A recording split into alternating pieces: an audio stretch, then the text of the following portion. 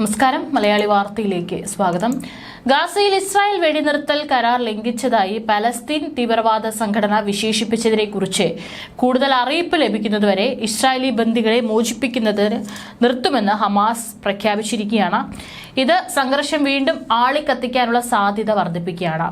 Israeli ബന്ദികളുടെ കുടുംബങ്ങൾ സർക്കാരിനോട് കരാറിൽ ഉറച്ചു നിൽക്കാൻ ആവശ്യപ്പെടുകയും 15 മാസത്തിലേറെ നീണ്ട യുദ്ധത്തിന് ശേഷം തകർന്ന എൻക്ലേവിൽ അവരുടെ ജീവിതം പുനർനിർമ്മിക്കാൻ തുടങ്ങാൻ ശ്രമിക്കുകയും ചെയ്തിട്ടും വെടിനിർത്തൽ ഇതിനകം ദുർബലമായിരുന്നതിനാലാണ് അപ്രതീക്ഷിത പ്രഖ്യാപനം വന്നത്.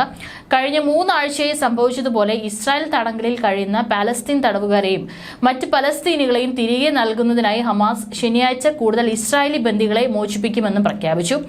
പലസ്തീനികൾ വടക്കൻ ഗാസയിലേക്ക് മടങ്ങുന്നത് വൈകിപ്പിക്കുക, പലസ്തീനികൾക്കെതിരെ ഷെല്ലാക്രമണം നടത്തുകയും വെടിവെക്കുകയും മാനുഷിക സഹായം സ്ട്രിപ്പിൽ പ്രവേശിക്കുന്നത് നിർത്തുകയും ചെയ്യുന്നതാണ് ഇസ്രായേലി ലംഘനങ്ങളിൽ ഉൾപ്പെട്ടതെന്നാണ് ഹമാസ് സൈനിക വിഭാഗം വക്താവ് അബൂ ഉബൈദ പറഞ്ഞിരിക്കുന്നത്.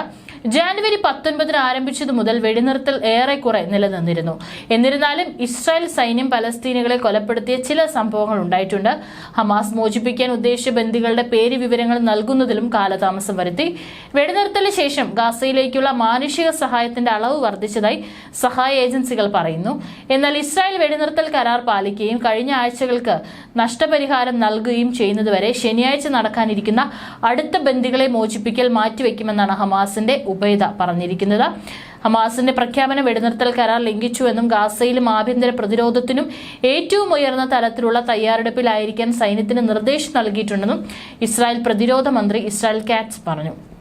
പ്രധാനമന്ത്രി ബെഞ്ചമിൻ നെതന്യാഹു സുരക്ഷാ കൂടിയാലോചനകൾ നടത്തുന്നുണ്ടെന്നും ഒരു ഇസ്രായേൽ ഉദ്യോഗസ്ഥൻ പറഞ്ഞു. പ്രതിരോധ, ദേശീയ സുരക്ഷാ, വിദേശകാര്യ മന്ത്രിമാർ ഉൾപ്പെടുന്ന സുരക്ഷാ മന്ത്രിസഭ ചൊവ്വാഴ്ച രാവിലെ യോഗം ചേരുമെന്നും ഉദ്യോഗസ്ഥർ പറഞ്ഞു. വെടിനിർത്തൽ കരാർ തകരുമെന്ന് മധ്യസ്ഥർ ഭയപ്പെടുന്നതായി 2 ഈജിപ്ഷ്യൻ സുരക്ഷാ വൃത്തങ്ങളും തിങ്കളാഴ്ച റോയിട്ടേഴ്സിനോട് പറഞ്ഞു. ഖത്തറും ഈജിപ്തും അമേരിക്കയ്ക്കൊപ്പം ഈ കരാറിൽ ഏർപ്പെട്ടു. ബന്ദികളാക്കിയ കുടുംബങ്ങളെ പ്രതിനിധീകരിക്കുന്ന ഒരു സംഘം കരാർ രക്ഷിക്കാൻ മധ്യസ്ഥരെ വിളിപ്പിച്ചു. അതേസമയം ഇസ്രായേൽ സൈനിക വിമുക്ത ഭടന്മാരെ പ്രതിനിധീകരിക്കുന്ന മറ്റൊരു സംഘം സർക്കാർ വെടിനിർത്തൽ മനഃപൂർവ്വം അട്ടിമറിക്കുകയാണെന്ന് ആരോപിച്ചു. കരാറിന്റെ ആദ്യ 42 ദിവസത്തെ ഘട്ടത്തിൽ മോചിപ്പിക്കപ്പെട്ട 33 ബന്ദികളിൽ 16 പേർ ഇതുവരെ നാട്ടിലേക്ക് മടങ്ങി. കൂടാതെ 5 തായ് ബന്ദികളെയും മോചിപ്പിച്ചു.